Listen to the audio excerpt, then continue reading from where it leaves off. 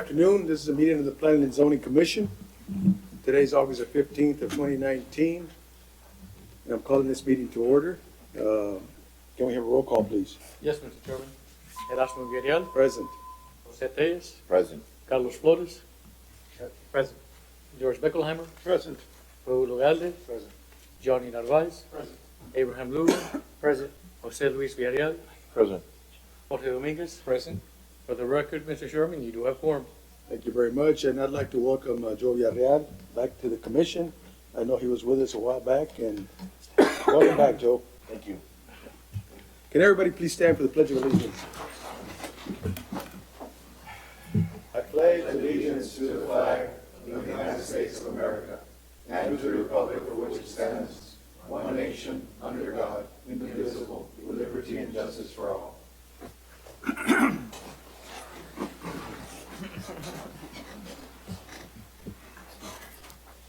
Do we have any minutes for July the 18th?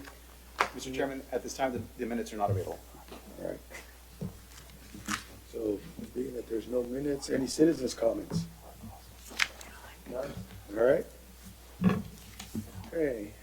So, first item that we have is the public hearing amending the zoning map of the city of Laredo by rezoning Lot 5B, Block 575 Eastern Division, located at 1007 East Saunders Street, from a B3 to a B4 highway district. The proposed use is a paint and body shop, and the staff does not support the proposed zoning change. All right, and their analysis. This is a public hearing. Anybody who wishes to speak in favor of the zone change? In favor of the zone change? Mr. Chairman, the only update we have on this case, the applicant sent an email last month to table the item for the July meeting and bring it to this meeting. I called the applicant, he's still not ready with the project. So he wants, But he didn't provide anything in writing us to continue to table the item or pull it. So it is on the agenda. Mr. Planning Director, I'm going to seek your guidance on this. What would you recommend? I recommend that we remove it from consideration Table it? now. Well, Or table it indefinitely, or? yes, table it indefinitely, and we'll work with the applicant to Make a motion to table it indefinitely. Okay, we gotta close the public hearing because I opened up a public hearing. Go ahead. Well, I guess you still gotta ask if anybody wants to speak in favor or against the item. Anybody who wishes to speak against the item? Against the item? All right. I make a motion to close public hearing and table the item indefinitely until the applicant is ready to come forward with their completed project. Okay, we have a motion and a second. All those in favor? Aye. Those opposed? Motion carries. Thank you. Next item that we have is public hearing amending the zoning ordinance of the city of Laredo by authorizing the issuance of a special use permit for oil and gas extraction and production. This is a plugging and abandonment of a well on approximately 0.8324 acres. There were 15 notices sent out. One is in favor and no opposition, or any updates? No updates. No updates, and the staff recommends approval or support of this special use permit. This is a public hearing. Anybody who wishes to speak in favor? In favor?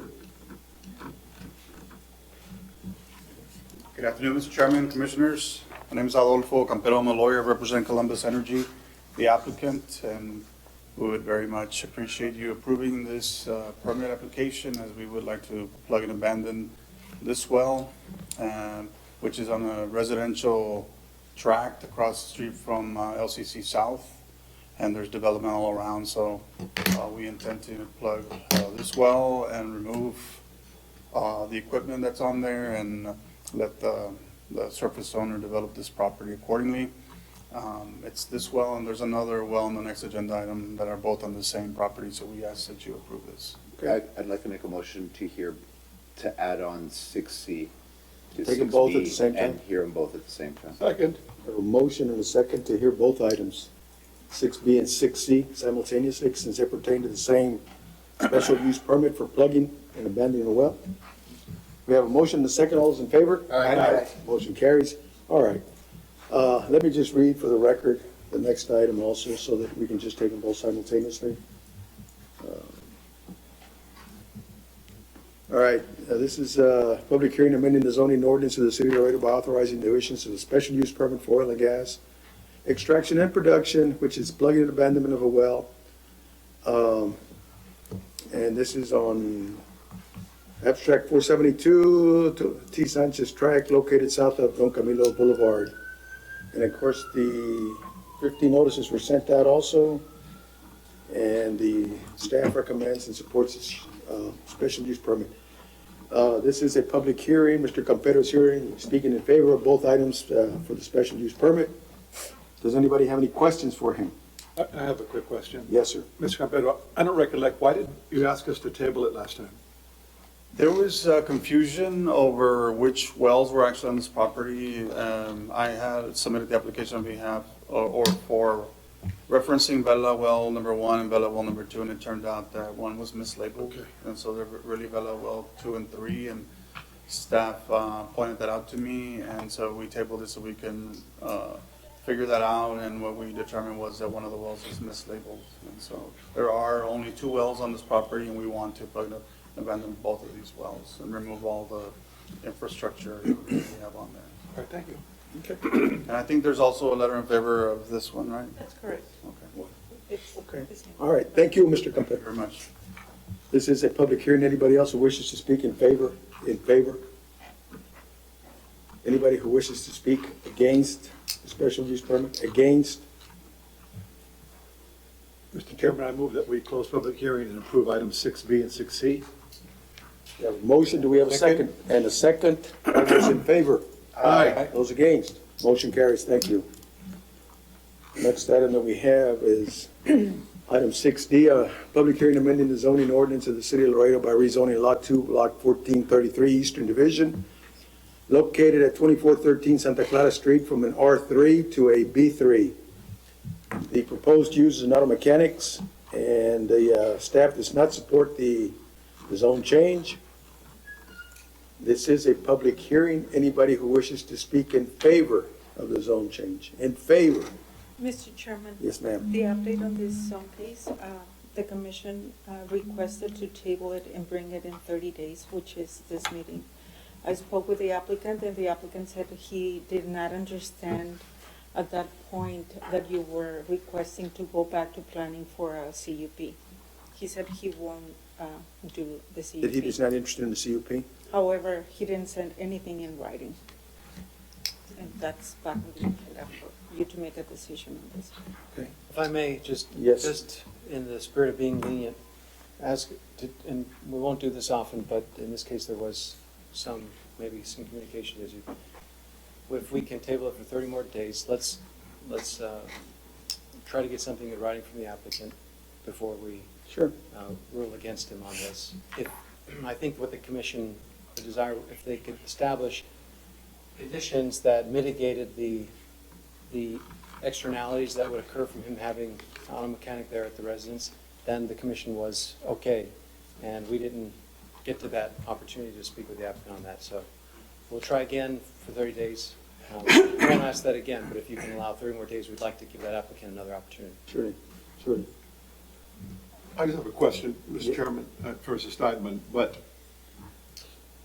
I mean, if the person isn't here to support, to ask that we support the item, and we made it very clear in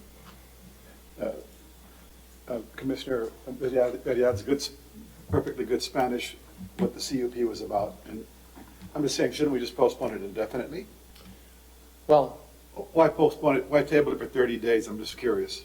okay, maybe that is a good point. It's not a good practice to be tabling indefinitely, although we just did it. But it is good practice Well, to, postpone indefinitely is it's gone into the clouds, and the applicant, whoever that person is who wants it, needs to go and bring it back. It's not an action on your part at that point, it's action on that person to bring it to you. right, but it's not good practice to have it sitting for, a year from now. Indefinitely could mean, for that applicant on the record, could mean a long time. Well, it technically just kills the item, I thought. Well, let me just, Commissioner, let me ask one question. Is They're a mechanic shop right now, operating. You what? Yes, Yes? yes. Then I would recommend, Commissioner, that we table it for 30 days. Okay. Wouldn't we have already hit the citation point again? They're waiting on a decision from the commission to visit the business again, the zoning division. Why? They gave them a warning and they told them that could not operate. They needed to request the zone change. I think we were concerned that this was the livelihood of the man and his family, and just in the spirit of being lenient, we're trying to be understanding, wanting to get him into compliance. That would be the best route.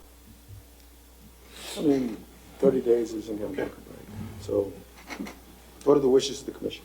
Make a motion to close public hearing and table the item for 30 days. We have a motion and a second. All those in favor? Aye. Those against? Motion carries. Thank you. Next item that we have is a public hearing amending the zoning ordinance of the city of Laredo by rezoning Lot 7, Block 299, Eastern Division, located at 2318 Marcea Avenue, from R2 to R3. The proposed use is residential for mobile home. There was We have an 34 update. letters sent out, We have 1 in favor, 7 against. 1 in favor and 7 against, okay? And the staff recommendation is what? We're not It's not. supporting. All right, so they're not in favor. This is a public hearing. Anybody who wishes to speak in favor of the zone change, in favor?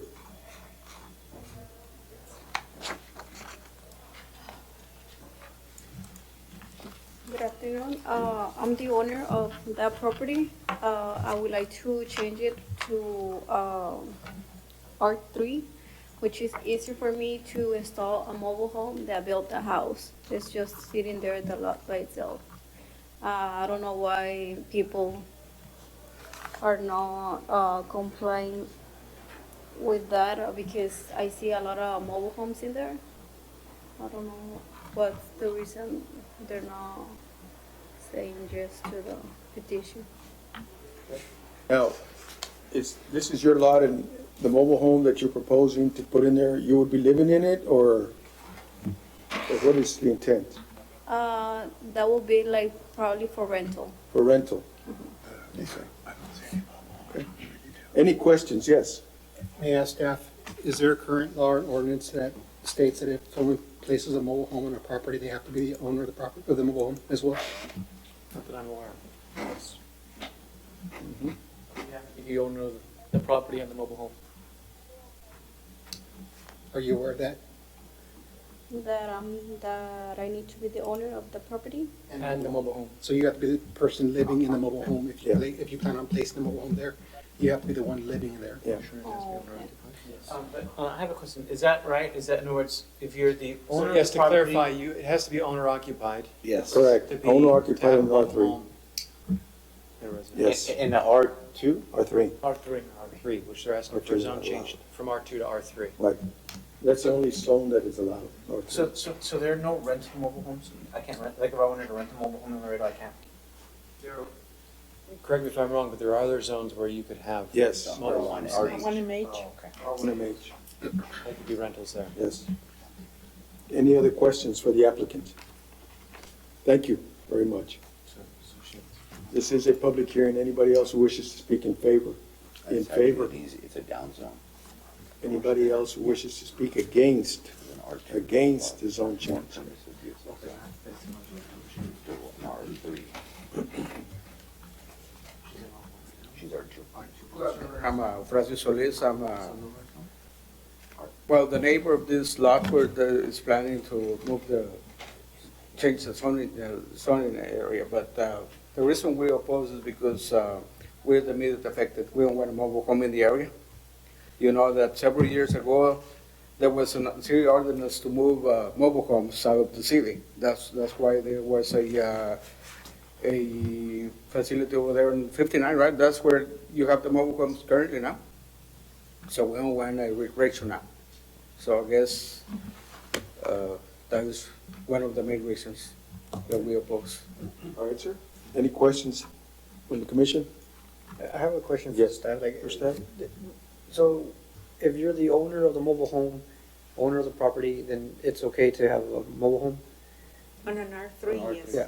Now, but what happens if they do that and then 6 months down the road, they move? Then, like, how do we account for, like, at what point do you just let it be? Or is there gonna be a follow-up to intervene? Like, what happens then? I'm assuming, because I don't know, the permits will go to building department for the installation of that mobile home. And there's specific requirements, and they will verify that. If I understand what you're asking, are you saying how do we maintain enforcement of owner-occupied mobile homes? Right, like, let's say they apply for it a year My- from now, we don't know that they moved out. My assessment would be that it would be complaint-driven, that if a neighbor noticed that this was a rental, became a rental, and they submitted a complaint, then we would become aware of it.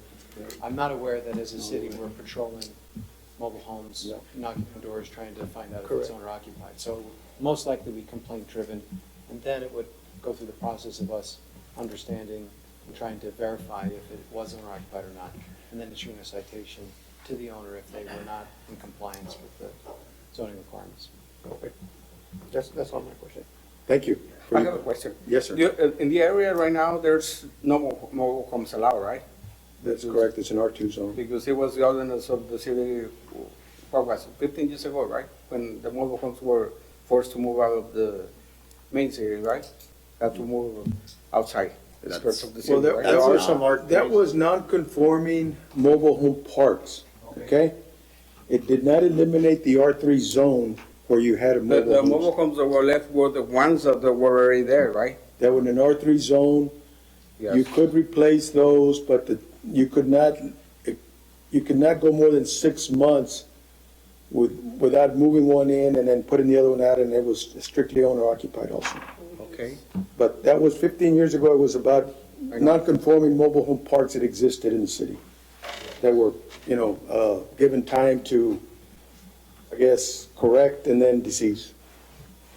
That's what that was 15 years ago. Yes, sir. All right. But it wasn't an R3 change to the zoning or anything like that.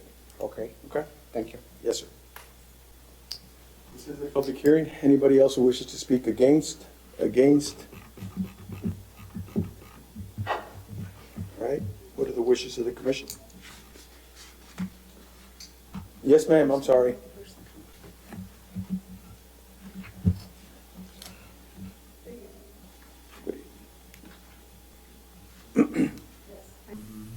Lopez, and I live next to that lot, okay? And I'm against it. You're against it? Yes. All right, ma'am. Thank you. Thank you Appreciate it. very much for your comment. Okay. Anybody else who wishes to speak against the zone change? Against the zone change?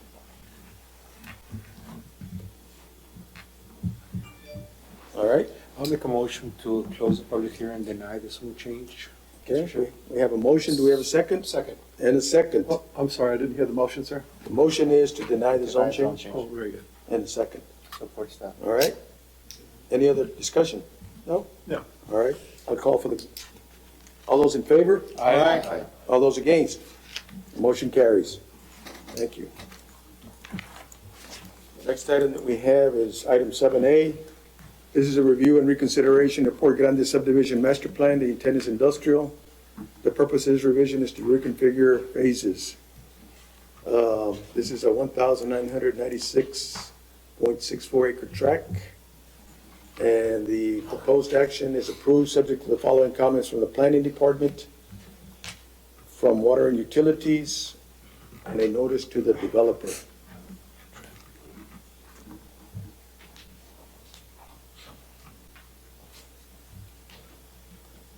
Good evening, Mr. Commissioner, Mr. Chairman, members of the commission. Edward Garza with Crane Engineering here on behalf of Port Grande Development. Also in the audience, we have the representative of the development community of the Port Grande Development. If you have any questions, but we do support and staff comments on this master plan revision. Okay. Are there any questions from the commission members for the engineer? I have one question, Mr. Chairman. Yes. Mr. Garza, this is very preliminary, is that correct? Yes, we're in preliminary replat. We have another item on tonight's agenda to do a preliminary replat, and we're just trying to reconfigure a lot to accommodate a potential end user. I'm just curious about the big traffic concern. Is that that's progressing, whatever the design is to alleviate that concern? Yes, actually, in the initial stages of Port Grande, the developer was able to add an additional access point off carriers when they first started this project. And at the same time, we're able to acquire some property for future north arterial to the north, adjacent to the City of Laredo sewer plant. Since then, we've been able to do phase one, and our long-range plan is to continue to work with TxDOT. TxDOT's currently developing some widening plans of I-35. We've had several meetings with TxDOT over the last few months. They're currently reviewing multiple ideas to improve Uniroyal and carriers. But one of the new ideas that we've been sitting down with them is they're looking at developing a bypass highway around Unitech. And this bypass is what they're currently studying through their consultants to try to provide another alternative to go east instead of west toward I-35. And so this is something that the Port Grande Development Group is actually working with TxDOT and listening to what their plans are and see how we can be a partner with TxDOT and other landowners in that area as this idea develops. So that's something that we're involved in, and we're keeping our traffic engineer, our new traffic engineer, abreast. We met with him earlier today to give him some background on that. Not to mention the fact he's a former TxDOT engineer who's also involved in some of those discussions already. So that's what's going on at this moment. All right, thank you, Mr. Garza. Let me ask you a quick question on that same, you did say that they're looking at potentially going east, is that correct? Yeah, that's what TxDOT is proposing in terms of their. Are they looking, I guess, into that leg that they're thinking for the outer loop out there? Is that where they're planning to connect or what? Actually, the outer loop that we know of is further to the east of the Port Grande property that TxDOT is currently studying in their environmental work. But this could be something that might morph into maybe a combination of the two. Okay. But the intent is to bypass that area to promote traffic movement to the east and then ultimately connect to the Ruthinger interchange. Okay, yeah. That's the thought process. Okay, yeah, it'll just loop around back. Yes, sir. Okay. All right, thank you very much. Any other questions from the commission members? All right, what are the wishes of the commission? I move to approve the item 7A with all the comments. We have a motion and a second. All those in favor? Aye. Those against? Motion carries. Thank you. The next item, item 8A, preliminary consideration of the replat of Lot 2, Block 1, Port Grande subdivision, Phase 1, and 13.54 acres out of the Majestic Laredo Logistical Center, LLC, into Lot 2A, Block 1, Port Grande subdivision, Phase 1. Intent is industrial. The proposed action is approve, I'm assuming. That is correct. Is that correct? That is correct. All right. Just wanted to make sure. Didn't see the word there. Approved, subject to the following comments from planning, from water and utilities, and a notice to developer. Again, good evening, Edward Garza, Crane Engineering. We do agree with staff comments. I just want to point out to the commission that the development of this project already, we've already done numerous studies, environmental, drainage, et cetera, and have already gone through FEMA in this area and already have the clomers that we need to proceed. So with the providing the base flood elevation, for example, as a planning comment, we already have developed all that work through FEMA, so we have no problem with that comment. Okay. You have, I'm sorry, you have a problem with that comment? No, or we have no problem. No problem. We agree Okay. with staff comments. All right. Okay, you agree with it. All right, thank you. All right, any questions from the commission members? Thank Mr. you, Chairman, I move that we approve item 8A with the different department comments. We have a motion, do we have a second? Second. And a second. All those in favor? Aye. Those against? Motion carries, thank you. Next item we have is item 8B, preliminary consideration of the replat of Lot 1, Block 4, Hilltop Subdivision, Phase 2. Mr. Chairman. Yes. Oh, I'm sorry. Staff request to bring the item on the addendum because it's tied to this replat. Is that If you 13A? would- Okay, so It's 13A, you want us to hear them together? an SUP. I'll make a motion to hear both item 8B and 13A together. Second. A motion and a second. All those in favor? Aye. Against? Motion carries. All right, thank you. Let me read item 13 then. Item 13 is a public hearing and recommendation of an ordinance amending the zoning ordinance of the city of Laredo by authorizing a special use permit for townhouses on Lot 1, Block 4, Hilltop Subdivision, Phase 2, located at 401 Michigan. The staff does not support this SUP at this location, and they have listed their reasons on the communication to the commissioners. And I will,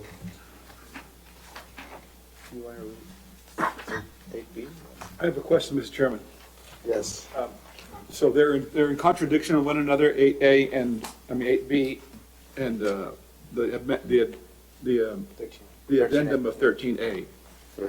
They're in conflict? One was going to be. One is approving a replat. The second one is approving a special use permit. Okay? Right, but the approval is subject to a special use. Yes, permit. that is correct. Okay, yeah, so there is a, I apologize, we should have, and my fault, we should have adjusted that to be that staff is in support. Part of the problem here is that our definitions, a lot of our land development code needs reworked, and we're actually in that process right now. And this is a prime example of that. This hinges on the definitions that we have in our code for what is a townhome. And what rules apply to a townhome and what rules apply to a duplex, which technically can be included in a townhome. This might get confusing if we go into it, but this should have been something that staff supported based on the ambiguity of our code that needs to be reworked, and we are in that process. So originally our thought was that they would not be able to apply for a special use permit because they didn't fall into the definition of a townhome, because these lot requirements. because they look like duplexes, but there was room for interpretation, and so we're allowing these to be as townhomes. So given that, then we would be in support of the special use permit. So Okay. I apologize, it should have been written, and when this goes to council, it will be staff So support. you are changing your recommendation then? I am, yes. Okay. Support. All right, to support. Okay. And with conditions? So it's the ones that are special use, the way he's recommending are. I mean, the, No, Because so, this is approved. yes. Yeah. Yes, the commissions are, the conditions are listed, should you approve, they're listed on Okay. 8B. page No. 2 of 2. 13, no, they're on this page of 13. They're on page page 2, they're on page 2. Yeah. I have a question. Yeah. Yes, sir. Have you looked at the proposed SUP? Absolutely, And you're okay with that? we made that. Oh, okay. Oh, okay. We made the SUP. Yes, Wayne Nance, Mr. Chairman. Yes. Nance Engineering. I'm coming to you to agree with staff comments except for 3 on the SUP. As you might recall, the last time we were here, we had the preliminary plat in front of you and we requested to table it because it's always better to take care of the SUP comments first. Then hopefully the platting comments, kind of fall into order. And that's why we're here. We did review all of these comments, and we agree with all of them except regarding the SUP, except for 3, 5, and 11. And if you don't mind, I'll go in a reverse order and to talk about, first of all, number 11. What they're saying here is no townhouses shall have direct access to Michigan nor Hilltop. That would eliminate, if you go to the SUP, and we have here, what they're saying is no direct access to Michigan or Hilltop. Yeah. That means 4, 7 lots are just gone from this. I believe that this is in the spirit, just to give you a little history on this, this was here in 2017, 2 years ago. I think, Mr. Chairman, you might have been here on this one. We proceeded with the one across the street. Right. But this one here, the original concept had all of these lots backing out to Michigan with driveways. And even though the rest of Michigan is full of trailers that people back out, I think that the planning commission, decided, you know what, we've had enough of that. It's a fast street. We don't want any more direct access to Michigan. So at that time, we tabled this thing, we took it back, and we reshuffled it, figured it out. Also worked on the other side of the street to see how this project would go. Well, this project turned out very well. Very nice townhomes. I think everybody in the area likes it, and if anybody's been up there, you can see what they're built like. We went back to the drawing board. We rotated these 4 and these 4 so that they would face these side streets, not impede Michigan. And these 3 lots right here, we gave them a shared parking lot so that when you zoom in, this has the exact same dimensions that your city hall parking lot has. Your full parking lane, a 24-foot separation so that you can back out. And then there's only one curb cut here on Michigan, that's it. And you can do a direct access facing traffic, so you're not backing into it. Right. And that's one of the main benefits that we have. And the point is that there is one tract here. You're gonna have a curb cut no matter what. That's gonna be an apartment somewhere, no one's gonna just abandon a 100 by 100 lot. So there's gonna be a curb cut somewhere. And I think that we're accommodating this the best we can, making sure it's a one-way out, and a facing way. These all come to this side. So back to the comments. And then when you look at this, I understand they don't want anything going into Hilltop. I see this, when you look at the bigger picture of this, even though this is facing Hilltop, this is a 4-way stop right here. These people that are backing out, this is almost, I'm going to use the word our little loop here. As soon as we finish it, it is tucked away, it is behind Michigan. The people that are backing out here are protected behind a 4-way stop, and there are only 2 other people that are using this cul-de-sac. And so we believe that we're not creating a traffic safety issue. So by saying no direct access to Hilltop and no direct access to Michigan, we don't agree with that. I think that we're providing a product here that is safe enough to eliminate comment number 11. Just a moment. Yes, absolutely. Does the staff do a rebuttal or at this point? I think, why don't we let the engineer finish first, and then we'll have our planning director address it. Okay. Go ahead. Fine. All right, thank you. Then it would take us to comment number 3. It says 2 parking places are required per townhome, You skipped one of 5. which is required to be enclosed. These 3 products right here, we are giving 2. We are giving 2 per townhome. There's a total of 6 here, but these ones are not enclosed as opposed to these townhomes. We just could not make an enclosure work with this space. If I gave them a garage, they would be that long, and then they would have to back out into Michigan. So I'm trying to salvage something here. These are garageless units, so the parking spaces have to be there. I'm still meeting the parking code. I'm giving them 2 per lot, plus a 1-to-4 ratio on the visitors. The visitors accommodate these other 3, but my argument was I would like to have 3 stricken because I have 3 units that are going to not have 3 enclosures. And then the last one that I have is item 5. Townhouses shall have a minimum 20-foot rear yard setback. There are only 3 lots that impinge on that. We have all 20-foot front setbacks everywhere. And as a matter of fact, these are 25s along in here. There is only this townhome here where it has a 14-foot building setback, but it's less concerning to me. This 20-foot reservation is for the next door neighbor Leyendeckers. So we're not even, this is just a 20-foot easement. It's still our property, but it's just a reservation, and it's a backup. They have a gate and that's it. So there's really a lot more rear setback than on what the paper is there. And then we have a 17-foot building setback on these 2 units only. We just couldn't make it work. In my opinion, it's more important to have a 20-foot front yard setback than a 20-foot rear yard setback. And so I gave the rear yard setback less credibility than the front yard. I mean, I can push that forward if you want to, and then give you the 20-yard rear, but it's a backyard. So I think that those are the 3 items, 3, 5, and 11. I'd like to have those removed. I think that presented why I think that they could be moved. If those can be removed, then we would have a product that works. I'll take any comments. On the 2 lots that you have 17, you can get the building setback so you can comply with the 20 feet. The townhomes can be redesigned so you can build the townhome that is in compliance with the 20 feet. I mean, you're looking at your product to be exactly the way you want it throughout. But on that particular item, I mean, you can still comply with a 20-foot setback by redesigning the townhouses.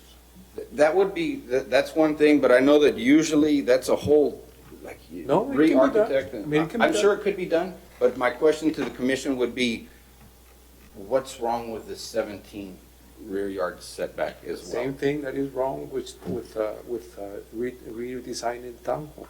you will be complying with the setback of the 20 foot right there. Okay, well, point taken, I understand. My contention is that a rear yard setback is something that could be adjusted. It's for a backyard. We're gonna be, like, a back door is not hitting the neighbor's fence, you know, and I also understood that, you know, some people are reconsidering some of the backyard setbacks anyway. Also, I have a question on the Absolutely. parkings on Michigan. What's your setback from the parking area? Because actually, those parkings are not gonna be dedicated. The ones to Michigan, those are gonna be pretty much as used on a first come, first use basis, unless you designate the numbers for each of the towns. Yes, they will be designated. On the face of the plat, it designates that, that this parking, this shared is only for this lot, and this lot.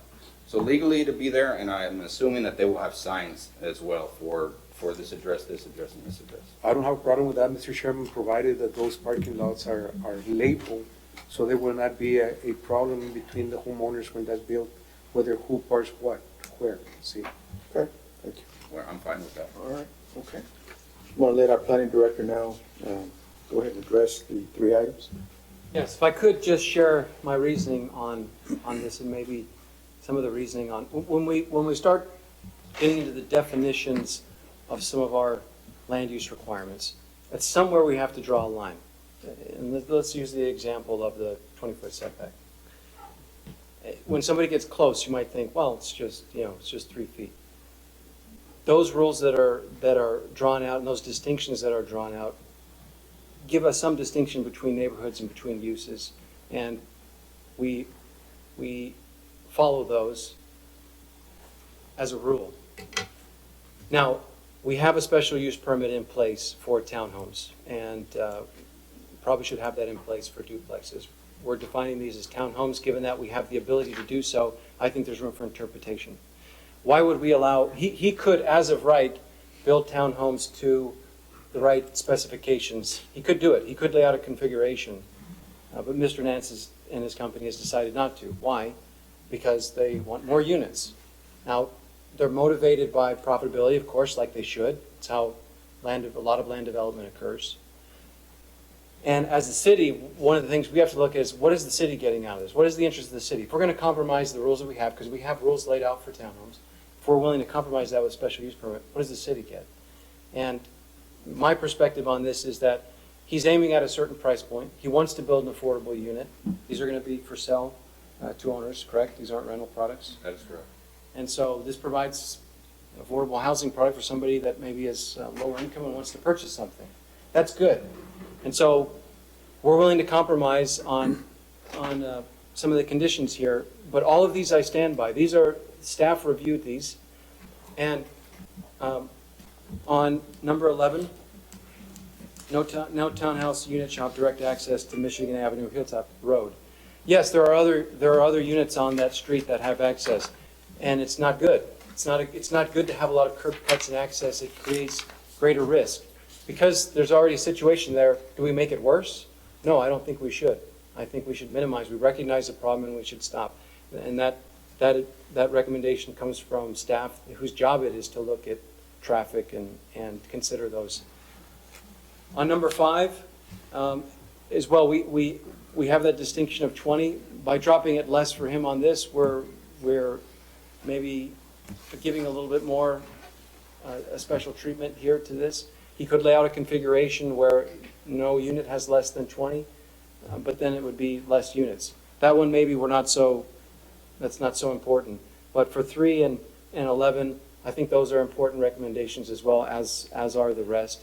Of course, it's up to the commission to decide how many of these conditions they apply, but all of them we believe are important, and we're willing to compromise with a special use permit because we want to encourage more affordable units where they make sense.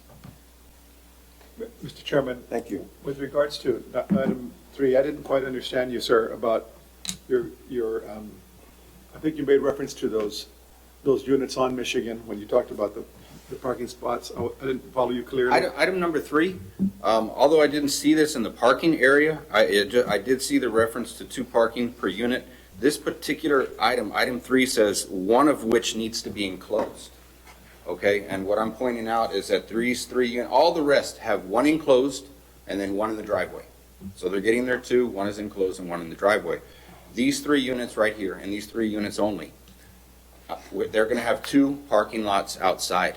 One of them is not as enclosed. That's the only reason, and the only reason I am disagreeing was simply for the enclosure on those 3 units, the enclosed parking on those 3 units. So that's, they still have parking. They still have parking, one is just not enclosed. It's merely on the Michigan side, not enclosed.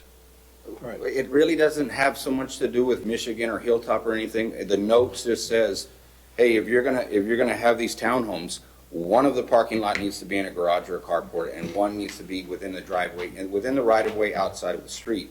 And all of these units have a garage.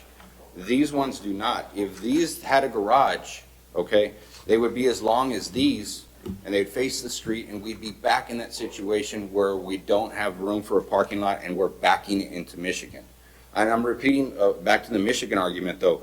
We had a situation where these are all down Michigan. I cannot think of a better configuration that's going to have less impact on Michigan than this layout here.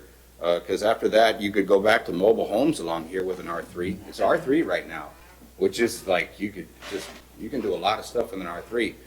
And without coming here, we can take this out of there and then end up with a lot of mobile homes there, and then you're going to get the backing out to the street.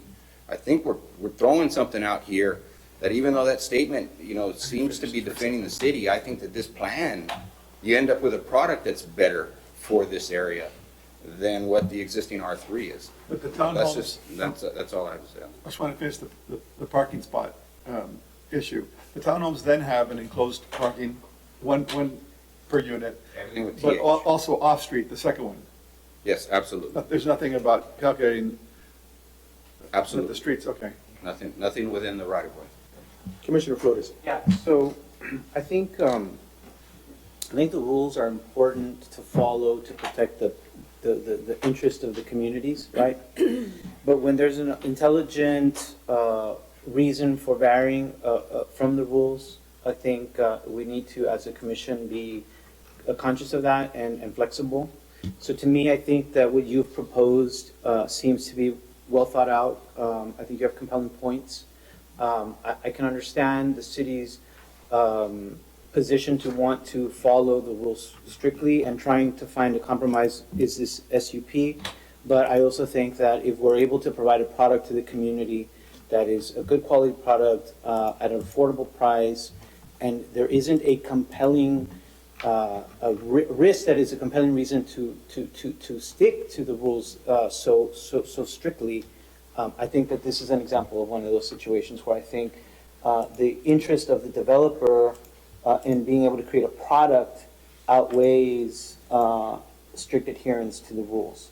Now, I don't always feel that way. I'm normally the opposite, right? I'm normally strict adherence to the rules because I really believe in the stakeholder of the community being more important than a developer.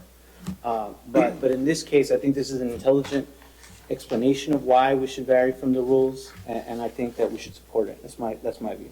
Thank you very much for your comments. Are there any other questions for the engineer, other commissioners? I just want one quick comment, Mr. Chairman. By looking at the plat, those three, that space where they have the three townhomes, that would make a real nice green areas for that community that is going to move there.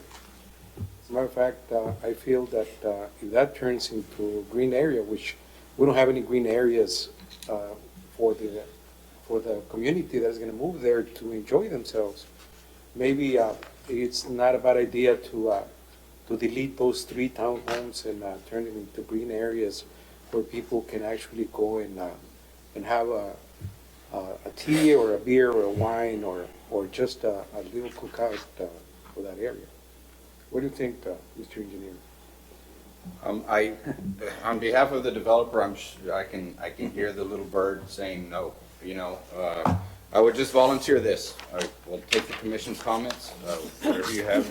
Across the street in this developed area right here, there is a green area right here. All right, and we are proposing a landscape area down here that will be undeveloped. So it's not without without a landscape area at all. I understand the developer gave me this layout. There was original concepts where we talked about where that was left out. I have a feeling that if that's left out, it's going to end up being an apartment complex of some sort. And in my opinion, the apartment complex would create more problems than this particular layout. But I did not, yes, trust me, it makes my life easier.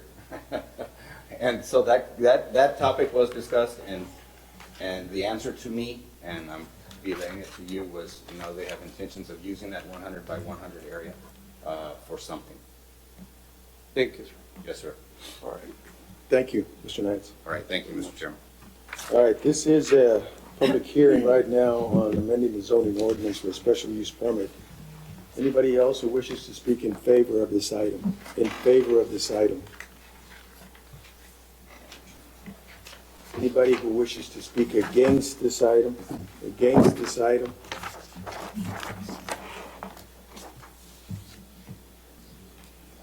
All right, what are the wishes of the commission?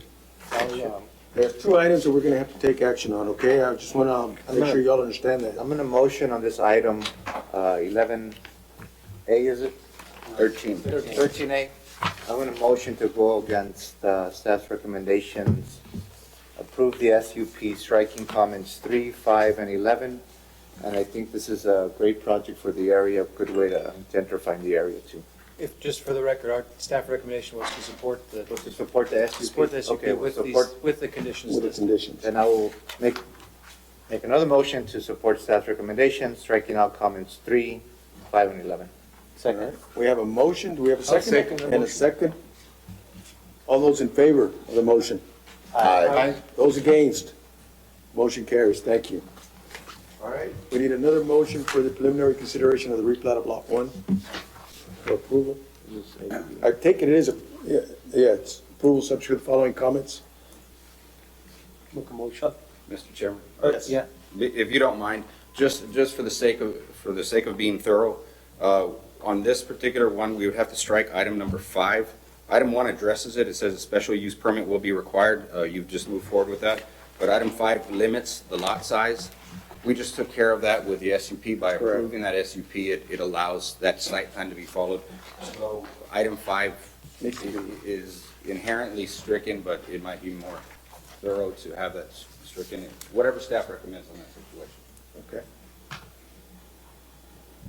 I guess I make a motion to approve item 8B with the comments, but striking comment number 5. Second. We have a motion and a second. All those in favor? Aye. Those against? Motion carries, thank Thank you you. very much, Mr. Chairman. This is item 9A now. This is the final consideration of the plat of R&W Ranch subdivision, Phase 2. Excuse me, Chairman, can I make a motion to hear all these items together, 9A through 10A? They're all approvals? Sure. Hold on one second. And You know, Hold on. and I think that's something we need to discuss just briefly here with the commission. Sometimes there's members, when you make a motion that take 3 or 4 of them in a row that have conflicts, Okay. I think they're pretty easy for us to approve. I would rather just take them one at a time, so if anybody does have a conflict, I just it's checked, I'm easier for fine. them to, I'm fine. you know, excuse themselves. I'm fine with So it. everyone's fine with it? No one conflicts? I don't have any Nobody has any I don't have any conflicts? So, for the. Okay, go ahead. To be efficient, then let's hear items 9A through 10A in one. All right. Second. Motion and a second. All those in favor? Aye. All right. Make another motion to approve items 9A through 10A. 9A, B, C. 9A, 9B, 9C, 10A. All right. We have a motion Second. and a second. All those in favor? Aye. Motion carries. Thank you. Next item we have is item 8A, the revision to the Land Development Code, Chapter 24. Wait. I'm sorry, what did I say? 11A. I said 11A. This is regarding the revision to the City of Laredo Land Development Code, Chapter 24, Article 4 and Article 5. The purpose of amending dimensional standards, setback requirements, and any other matters incidental thereto. Yes. Here we go. Yes, thank you, Commission. I'm going to be presenting this item tonight, and I have with me a couple of the staff from the Building Department to share their thoughts on this as well. I'm aware that you've heard this before, it's come up. we would ask that you submit a recommendation, either positive or negative, tonight to City Council so that they can move on this. I'm going to share what the proposal is and right away share our staff recommendations. And I want to have a little conversation about setbacks, why we have them, and then talk about the impacts of changing setbacks. And then review the comprehensive plan that should guide us in all of our land use decisions. And then talk about Recode Laredo, the process we're undergoing to change our land development code. So, agenda item 11A, regarding the revision of the City of Laredo's Land Development Code, Chapter 24, Article 4 and 5, the purpose of amending dimensional standards, the setback requirements, and any other matter incident thereto. Now, you can see if you look at the red line comments in the code, you can see where the changes are. And the proposed changes would move setbacks for the entire city for all residential areas to 5 feet. Currently, interior lots are 5 feet on the side setbacks, and then larger setbacks in the front and rear. And then those that aren't interior lots that have a corner, on that corner, they're 10 feet. So this change would be moving all setbacks to 5 feet, and where the big impact would be in the front and rear of homes that now have larger setbacks and then would go to 5. Staff does not support these proposed changes. That's not to say we don't support setbacks and changing the setbacks, and we'll get to that. But we don't support it because the changes as recommended, as proposed, aren't supported by the comprehensive plan. The analysis of this impact has not been completed because of the extent of what we're asking, and that there are many other elements of the land development code we need to change before we change setbacks across the entire city, before we would consider that. So let's talk about setbacks, what they are. It's a distance typically taken from the property line that restricts where structures can be located. But generally, they're put in place for privacy, for safety, and environmental or green space. So that there's, typically in suburban areas, that's a product somebody's buying with an expectation that it will be maintained that way. Now, larger setbacks have become the default in a lot of our areas, and sometimes maybe some of the way that our rules are written, we just assume that residential areas should have a setback. And that assumption maybe isn't correct. So as staff, we're open to changing these setbacks, but there are impacts. Before I get into that, because we're going to have a little discussion, I just want to say, this is where I live. I live in El Azteca in a rental right now, but this is the neighborhood I live in. You can see that the setbacks here are very minimal. There's 0 on the rear, and that's to the south, and on the left or to the west, they're also 0 at one point, and then within a couple feet. So when I say that I don't want you to think that, well, I've heard that somebody thought maybe I'm against setbacks, or I'm for big setbacks, that I think the vision of Laredo that we need large setbacks. That's not true. My actual personal preference is to live in a neighborhood where there are 0 setbacks and the density is greater, and where we don't have as much, where there's more buildable area. That's my preference. That's my housing choice right now. But I understand that there are a lot of implications when we make citywide changes, and I want to see the buildable area increase. I want to see people have more freedom and options with their property, but I want to do it in a way that we're resilient, that these changes are resilient, that another council or a lawsuit doesn't change these quickly, that we've thought it through and we've given good consideration so that these changes are meaningful and they last. So back to why changing them across the city may create some big challenges. Now, feel free to chime in on any of these when we talk about them, but if we change the setbacks, we have to look at all of these different elements. There's 2 pages of elements, and we'll go over that, and if you have any questions, we can talk about it. But there are density requirements and occupancy limitations to our residential areas.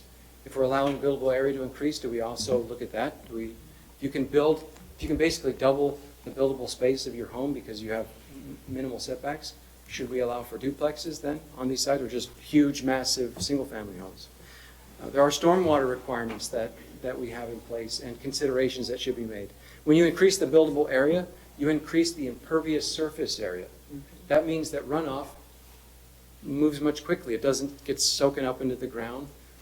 And there are already areas of our city where we have challenges with stormwater and runoff. Yes, sir. Can I I'm just gonna Sure, feel throw free out to. a comment. So I've seen a lot of these properties where they have the 20-foot setbacks in the back, mostly apartments, and that would be true if they would not concrete the whole area. So what they typically do around here, maybe it's different from other cities, is that they concrete the back also, so that it's the same thing, whether you leave the 20-foot setback, or you do the 10 or a 5, what people usually do is when they do the parking, they'll concrete the back, the 20-foot setback. I mean, there's tons of examples like that, so it's kind of productive. You're talking about apartments?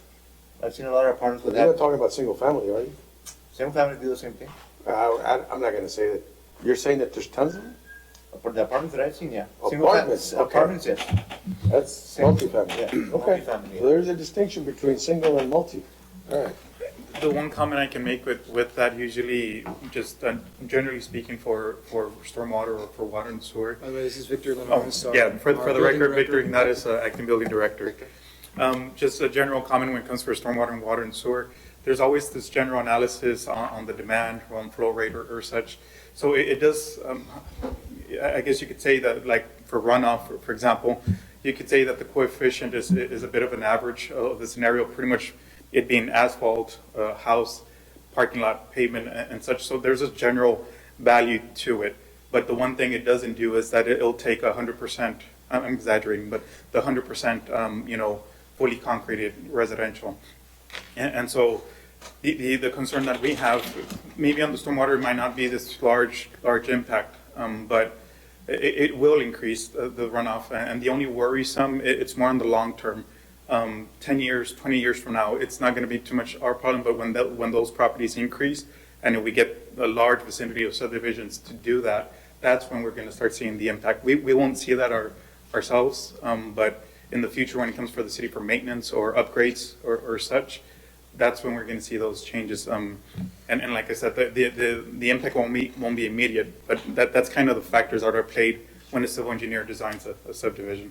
So basically what you're saying is that an assumption here, that if the setbacks were to be reduced, when the subdivision was calculated, it was calculated on a certain setback of impervious cover to absorb some of the rain. As we change that, the calculations that were done for stormwater runoff could potentially change now, and the system will be overburdened. Is No. that more or less? Yes, but this is not an argument against setbacks. Correct. This isn't, what we're presenting here is to say, in this section, is to say, we need to consider that for areas of the city that may already have real issues with stormwater runoff. To just across the board to the city say, well, let's just remove the setbacks for the whole city right now to 5 feet, then doesn't allow us the time that we will be taking with Rico Laredo, and we'll get to that, to really assess that maybe there are areas of town where we actually have some real stormwater issues and we shouldn't be increasing the impervious surface area so quickly. So this is not an argument against doing it, it's an argument that we need to look at this, we need to assess this before we. We concur with that. Yes, sir. That's the- Commissioner Tejas. I guess it's not just with the stormwater issue, but it seems like what you're saying is we're not ready to consider this in its entirety yet because of how many different other aspects it affects. Right, and just to make that case, we want to talk about each one of these shortly, briefly. Go right ahead. To show that there's important Okay. information. But we'll be quick. So also utility requirements.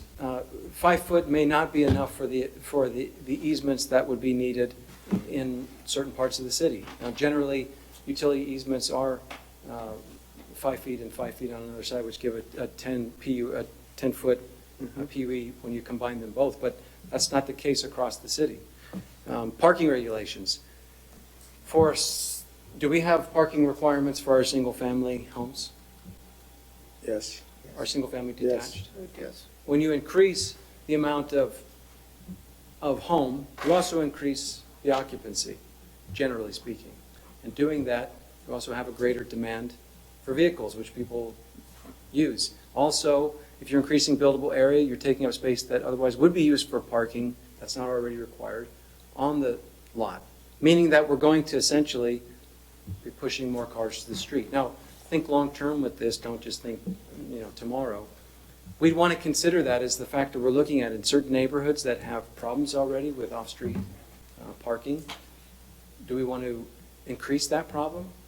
Would that be fair to those who bought with a certain understanding?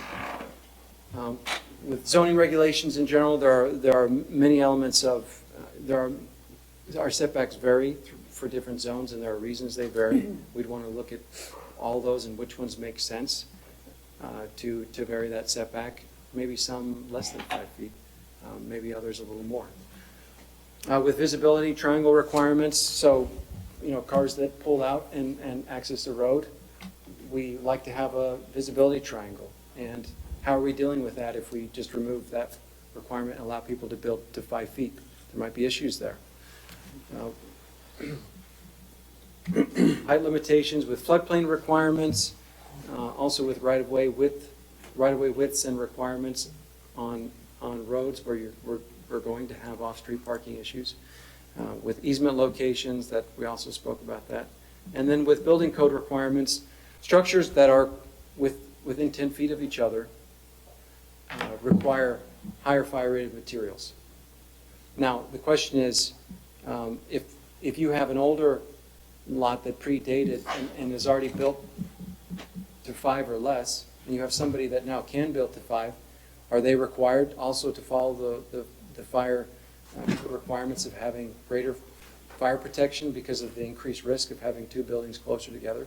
That's also something we want to assess before we across the board, especially in our older parts of town where some things are either legal or non-legal. They've been built to the property line, and somebody else is going to build closer to that within 10 feet. We're going to want to assess that in neighborhoods. So all that is to say, not that we're against changing the setbacks, but that we want to look at that. Now the comp plan, if you read through it, which I have done multiple times, and for this also reviewed, specifically as it relates to setbacks, there's nothing in the comp plan that says, let's minimize setbacks for the entire city. There's no direction it gives us on that. What it calls for is some changes to setbacks in a couple specific areas, in business districts and also in new developments that follow new urbanist principles.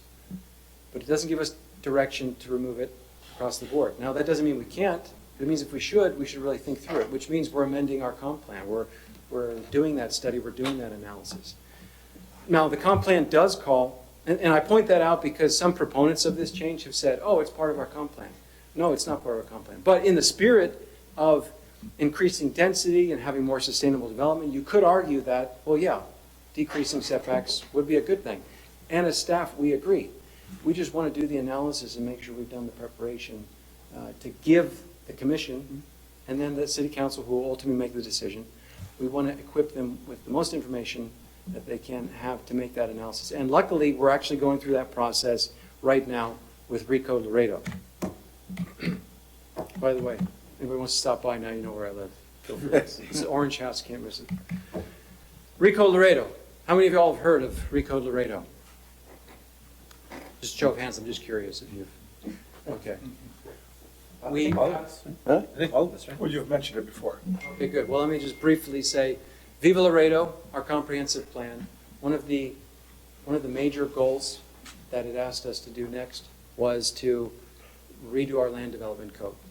Now, as you saw today, some of the rules we have in there are maybe somewhat arbitrary, and why 20, and can we vary it by 15, and when can, there's not a lot of direction in there, and some of the lines are pretty arbitrary, and some of the definitions don't make sense, and there's overlapping and contradictory requirements. So there are a lot of reasons we want to look at it and adjust it. And then beyond just correcting it, making it simpler and fairer for citizens who want to develop or developers who want to land, we also want to encourage more sustainable, more equitable, and a better laid out city. To do that, we have to change our land development code. Now, you can't do that overnight. There is a lot that you have to look at, to study out. And so it's going to be an 18-month process. I want to show you what we've already done so far because we haven't been delaying the setback issue. we've been working on the Rico Laredo project to get it started so that we can very much look at setbacks across the city and where it makes sense to lower them to 5 or even less. So we adopted the Viva Laredo plan in 2017. Shortly after that, we published an RFQ to find consultants that could help us redo our land development code. We got bids in, and we selected a team that we feel like is really going to be able to help us, but we're going to lead the project, planning and building. Those consultants, because we did it through an RFQ, it's a request for qualifications instead of a request for a proposal or project. We first just said, who's got qualifications that we can work with? And we identified a team that we wanted to work with. Then we had to negotiate with them. And that negotiation went back and forth, and we negotiated a contract that we felt was good for us. And then we just had the kickoff meeting. Were any of y'all able to attend? Yes. Yeah, I heard there was some really good barbecue there. Yeah. I wonder who made it. I wonder who made it. There will be more. So now we're currently, that's just assessing the existing code. That shouldn't say that. We're assessing the existing code. So right now we're reviewing all those issues with the, I probably should have pointed that out. You would have never saw it. But it jumped out to me right here. Yeah, did you have a comment? Yeah, just so skipping the details, what are your 3 main objectives? What are your 3 main things you want to accomplish with recoding? I like how you think, Commissioner Member Galdi. Let's boil it down to the. Well, let's start with the end in mind, right? Yeah. Basically, we want to make land development simpler, easier, and fairer. Well, I mean, the easier and fairer are kind of or simpler and easier are kind of the same. I would say simpler, fairer, and more sustainable. Okay. Would you be taking like case studies, like to get to that point, like the one we discussed? We considered that. We considered that perhaps instead of trying to redo the whole land development code at once, maybe we should just take it in sections. Now, the challenge to doing that is the land development code is related. You can't change parking requirements without looking at everything else. You can't change setbacks without looking at without looking at all of these Without things. looking at zoning, as we mentioned when we talked So, about it.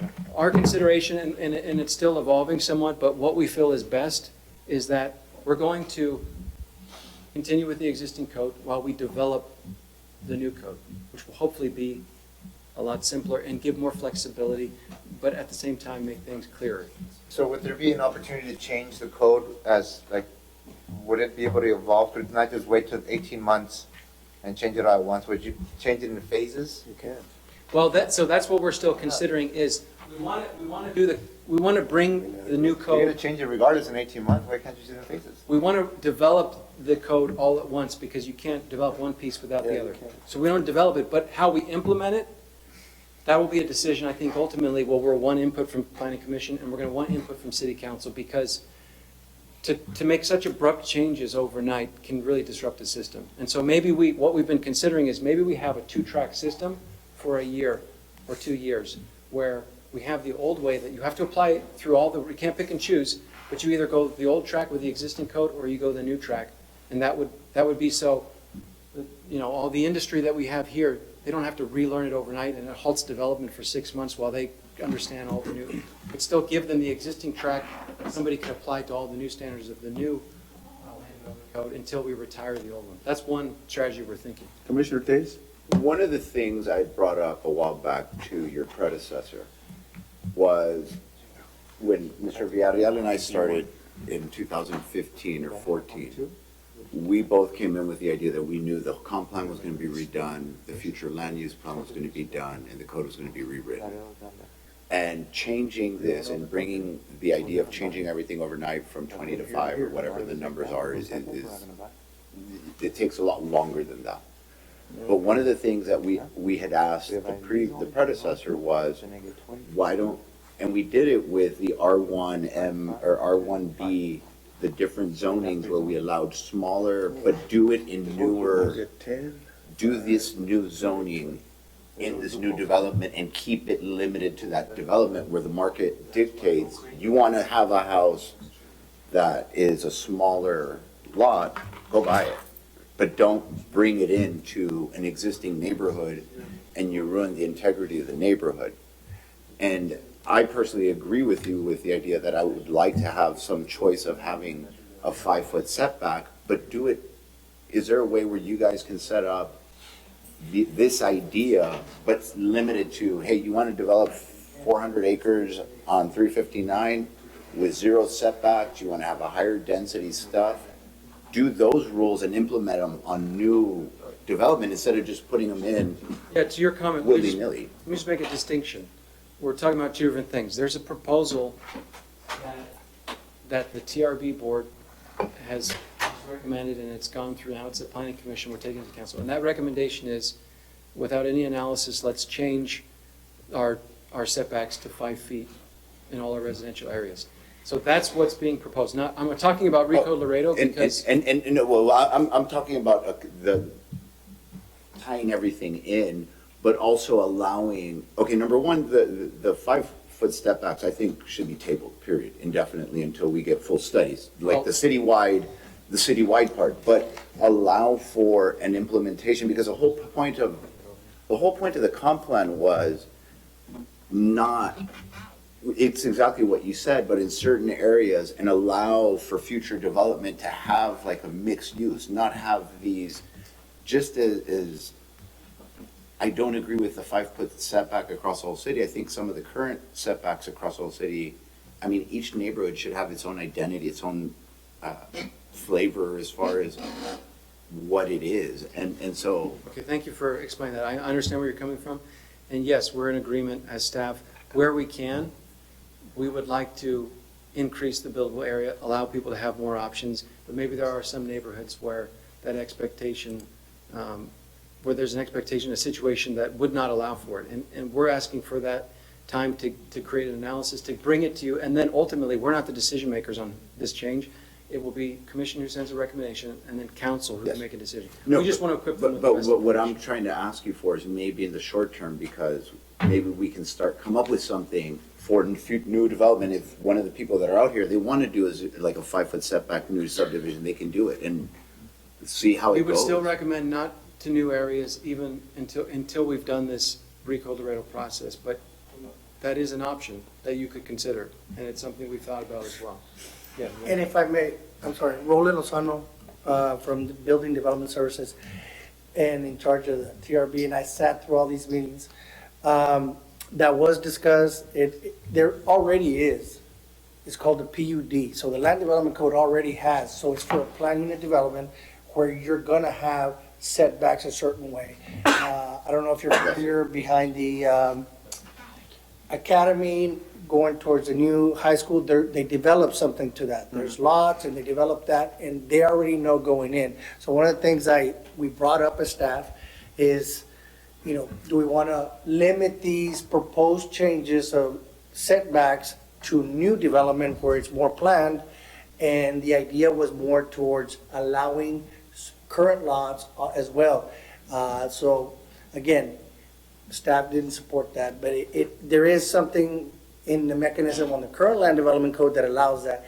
And to bring up another point is also the current code does allow to build more, but they can go up. They don't necessarily need to go out towards. So that's another thing I wanted to point out, because it does, and as far as the utility impact as well, as you guys may know, certain areas are already, the sewer impact, I want to say that because that's one of the areas that I always checked on utility plans all the time, was that the impact on the current infrastructure that exists, it's already overwhelmed in certain areas, and if you're allowing more, it could put even more burden on that. So it's a more cumulative thing, as Mr. Linares pointed out earlier, not just on the stormwater, but also on the water impact. So I wanted to point that out. Thank you.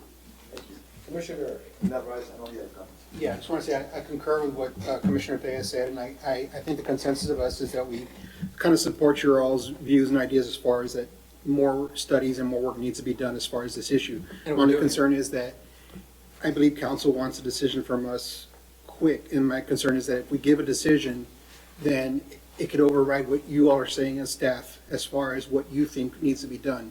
And we need to protect the integrity of the community and the citizens of Laredo, just by forcing this issue down and not having the proper work done to where the right thing is done. And that's my concern, is that they're forcing this issue where they want us to make a decision so it can go to council and from council for it to go to a vote. And don't know how that's gonna go, but it could go into the way where it doesn't benefit the city. Okay, thank you. Well, I would say, I would ask you, I understand that, but I would ask you to make a recommendation tonight, either positive or negative, and ultimately it is council's decision. And whatever they put forward, we'll deal with, and there may be a lot more challenges because we'll have to then, maybe we won't be able to allow certain development, even though there's a setback, because we have these other restrictions in place that maybe we'll be bringing you. It's just the process would work a lot better if, right now we're doing it, we bring it at once. But, you know, like you can see my neighborhood that I live in, it's not a crazy place. I mean, people are getting by with fewer setbacks, and we can make it work. We will still review development that comes in, and in fact, even though setbacks change, people may not get what they want because we haven't been able to change the other parts of the land development code that would allow them to build to 5 feet. Right. So really, to me, this is about if we want to really decrease setbacks and increase buildable area, we need to do it the right way, because I'm supportive of that idea. I just want us to go through. I agree. And one more comment, Commissioner Flores. Yeah, I couldn't agree more with Commissioner Reyes about the fact that I think that we need to have a process where when there is a development that makes sense and like it's just going to be excellent for a community or for the city, that if it doesn't comply with the current land use code, that we are intelligent about what conclusions we draw about the viability of that project or not. Because I think you know, and I can speak for myself as an attorney, you know, the law is sometimes black and white, but rarely it is. And there's a lot of discretion. And I think that something like planning and building like should have discretion up to a certain point, you know, with some standards, obviously. So I agree with that. I think there has to be a process, a method, and there may already be, it sounds like there's something already in place where when there's a good project, but we know it's not completely in compliance with like the code, but we know that it meets the goals of the comp plan, we should support it. That's point one. Point two, I'm just concerned that this item came to the TRB without being fully thought through. Then it was addressed by the TRB. Is that what TRB did? Is that the name of the board? Yes, TRB? yes, Yeah. sir. And it was terribly thought through. Then it was brought to us, and I mean, thank God we were here to say, well, wait a minute, like, what is the point of this? You know, what is the reason to do it? I mean, and we had, 3 shots at this, and every single time it was like we were more confused. And I'm not commenting on the city staff, because they were very aware of our concerns, and they also were concerned with some of these points. So I'm not talking at all about the city staff, okay? I'm talking about the board. My only concern is that, you know, if it got to us with a lack of analysis, what comfort do we have that if we move forward, there'll be the proper analysis moving forward? And so I'm concerned about that. So if there is an opportunity to hold it in order to allow for that process to take place and have a complete answer, as opposed to send it to a yes/no vote, I think I would prefer that, because from its inception, it has been poorly thought through. That's all. Thank you. All right. Just very, very brief, truly. We've made those points very clear to the planning staff and building department, and yet it comes back. And so. Well, I think one of the things that we need to, I guess, add to this thing a little bit, correct me if I'm wrong, Kirby, was this a city council mandate at the last city council meeting that it come back to the planning commission? It was. So they are just carrying out orders from the city council to bring it back to us for a recommendation. That's all they're doing at this point. Yes, and if I can add, I would hope that the way that we've been proceeding so far, that we're maybe instilling, I have great confidence with the staff we have, but we're changing direction slightly, and I hope you have confidence in the way we're doing that with some of the trainings we've done and the following the comp plan, the new comp plan that we have. Whereas this was it started as something, and it still is a recommendation that started with the TRB without analysis. Recode Laredo is something that the planning department and the building department are leading as staff, and we have consultants on board, expert consultants to help us. But we're taking ownership of it, we're leading as staff. We're asking for 18 months to really review this, to look at best practices from across the country. We have legal experts to help us with review of that code to make sure it's resilient. So is it going to be perfect? No, but we can definitely get a way improved product over what we have of our existing land development code. So it's not about we have a perfect code that we're, but yes. Okay, so then why have a proposed city ordinance with red lines that's going to be voted on? Well, that proposal is not coming from us. That proposal is being considered, and we're as staff saying, we would recommend you not send a positive recommendation to council. We would recommend that you not support these proposed changes. And when I present this to council, I would recommend that they vote no on this proposal. I agree. All right, I think we've had enough discussion now. I think it's time to take action on I the. would make a motion, I make a motion to support staff's recommendation and vote against the citywide change of the setbacks, along with a message to council that based on its haste in forcing us to make a decision, and based on the lack of research that has been done and needs to be, that it may be a good idea in some areas, but right now it's too early to push this thing through. And if we have to make a decision, then the answer is no. But I would want it not just to say no, but to say no with the comments that. Your comments being that there is not enough analysis done at this point for actually Because making they an are intelligent forcing decision. this haphazardly. Yes, and I agree. And strongly worded saying that this hastily done, the process that it's been pushed at us with a lack of research, a lack of foresight, that we have to say no, and there's no other choice. Second. We have a motion and a second. All those in favor of that motion, signify. Aye. All those against? We have one against. Motion carries. And I'm against it because I think we should have tabled it. Thank you. Thank you. We have one last thing, director's comments. I said enough already, but I'll say it every time. Thank you all very much for your service. You volunteer, you don't get paid for this. It's time away from your families, and we really appreciate it. Thank you very much. All right, Kirby, before we let you go, when are we going to get the CIP? I don't have an exact date for you, but we are currently in the budget review process, Because the and CIP's been done.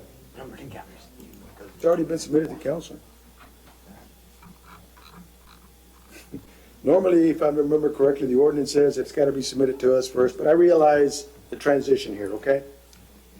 But I think it is important for this body here to at least take a look at that CIP that has been proposed in the budget. I know that part of our job also is to look at it and make recommendations sometimes on, because of what we've seen here on potential items that maybe have been missed and that are not in the CIP. That's my comment. it's duly noted. Okay, thank you. All right, motion to adjourn? Motion adjourned. Second? Second. All those in favor? Aye. Hey, Ruben, just got a question for you. Then the director's He hasn't comments. talked like in 3 weeks.